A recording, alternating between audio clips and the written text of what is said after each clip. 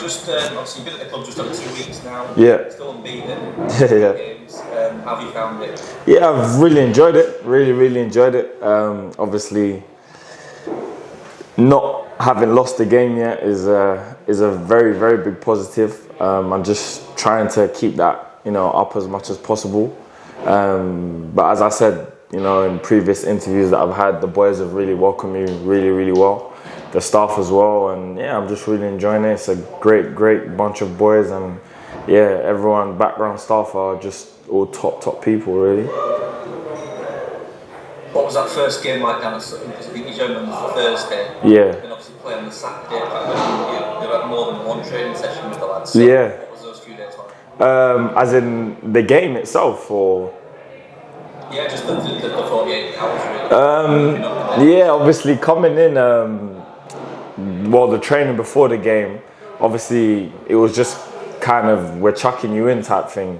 It's just you have to be ready, and obviously coming and speaking to Hull before I officially moved here, I kind of knew what the situation and the setup was. So I was just kind of ready before I got here. I kind of really understood already what was required in a sense. But yeah, as I said before, the first day everyone was really calm with me, and just I sat down with the gaffer, had a few good conversations with Cliff, Carl, the goalie coach, and yeah, just we prepared really well for the game on it was Sutton on the Saturday, I believe it was. And yeah, we showed great resilience to get a goal at the end, even though we should have got a penalty in the first early minutes. But it was brilliant. It was brilliant. Obviously, I saw the celebrations at the end. It seems like you kind of bought into it straight away. Yeah. You've only been here 2 weeks, but it does feel as though there's a good connection between you and the fans. Yeah, definitely. I'm a very, when we're talking about football, I'm a very emotional person. I'm very passionate about the game, and whatever, and just the way the people here have treated me and the fans have welcomed me. Like against Salford, it was my birthday, and in a warm up, the fans were singing happy birthday to me. So that for me just goes a long way. They don't have to do that, and they're paying money to watch us play. They're hard-earned money, so I just think that's the least I can do, is just show them and just try as much as I can to keep the ball out the net for them. Were you surprised at where the club was when you came in? Third bottom, not on a great run. When you look up and down the squad, it's probably in a false position. Yeah, definitely. Before coming here, I looked at the squad, and obviously I knew some of the boys here, and top players, and I still think they're even better than that I initially thought. But all of them are genuinely so top players off and on the pitch. So I mean, football's a crazy game. Like you lose two games in a row, for example, and you're near the bottom of the league. You win 2 in a row and you're middle or towards the top. So I'm not going to say I was shocked, but obviously Doncaster's a massive club, and the aim of the gaffer and all the boys is to get back up where we need to be. But yeah, I wouldn't say I was shocked. It was just, for me, as I saw it, was I need to come and help and do the job that I'm required to do, really. And I just saw it as an opportunity and a blessing, really. How desperate were you to get a loan? Obviously, you were Stephen this last season. Yeah. Back in the last season. Yeah. How have you been ticking over since then? Would you have played like development games before? So obviously with Hull, I obviously played some pre-season games. I was trying to get out on loan in the summer, but you know how football works. It just wasn't the right time, I guess. So just through that period, through let's say September towards January, I played. I asked to play a few reserve games with the 23s just to keep myself ticking over. But it's just mainly training, watching how us at Hull play, and just trying to stay on top of things really, just as much as possible, because obviously that was the goal, to come out in Jan. So just really trying to get myself ready for the constant game time. Yeah. I suppose as a goalkeeper as well, it's even more difficult. Only one of you can play. Yeah, exactly. Yeah. Goalkeepers to compete with. How desperate were you to get out? Because obviously it happened on deadline day. Yeah, literally last 9 hours. I was quite. I'm not going to use the word desperate because I know that listen, God is in control of all things. But I was just trying to remain patient, just trying to be ready for when the moment did come. Because I'm a man of faith, so I know that the Lord has a plan and purpose for me. So although it was difficult, seeing those 30 days go past without nothing, but I really did want to go out and just play and express myself and just do what I love doing, really. Just wanted to ask you about, obviously, you were at Tottenham for a good few years, weren't you? I know you did an interview with Rovers in-house media about how you trained with, like Hugo Lloris, like that. What was that like, being there for that many years? Not just the goalkeepers, but the outfield players you were training with? So I spent 6 years at Spurs, and I loved every single day of it. As I said in previous interviews, just when you actually look at it in hindsight and from just a perspective of a normal person, the players that you're surrounded with every day is just the people that some people look up to and watch week in, week out, top players in the world like Hugo, World Cup winner, Harry Kane, one of the biggest legends, if you want, of the England setup, and I just think when you're in that environment every single day, you sometimes get a touch out of reality. It becomes normal to you, but it's only when you're out of it that you realize actually this is not normal, if you know what I mean.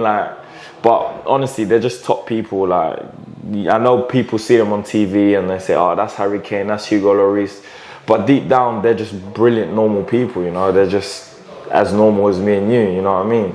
But no, it was a great experience, a great blessing to learn from and to see things from great managers, even like Conte, Jose Mourinho, Pochettino. It was very insightful to see how top managers go around different things and react to different people and stuff like that. So it was definitely something that I will keep for the rest of my life and in my career, really. Did you ever face any Harry Kane penalties in training? Yeah, I did, to be fair. So every game he'd go through around I think 10 penalties before a game, and obviously as a young boy you just go over and do what he wants, really. So I did come across a few of his penalties. How obviously England captain's at Bayern now. How good is it? This is obvious. Mate, question. How much effort is he putting in training? He's probably one of the most professional players I've ever seen, that I've come across. But what you see on TV, that is just normal. He's supernatural, mate. He's like a superhero on the pitch. Just the way he strikes the ball and just the pace and the power that he does it, precision.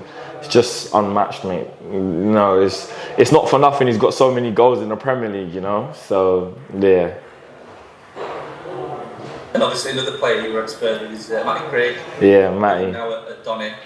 He's really stepped up last few games. I know a lot of fans have noticed it. Yeah. Obviously, I think he's 19, he'll be 20. How good is he and how good can he be?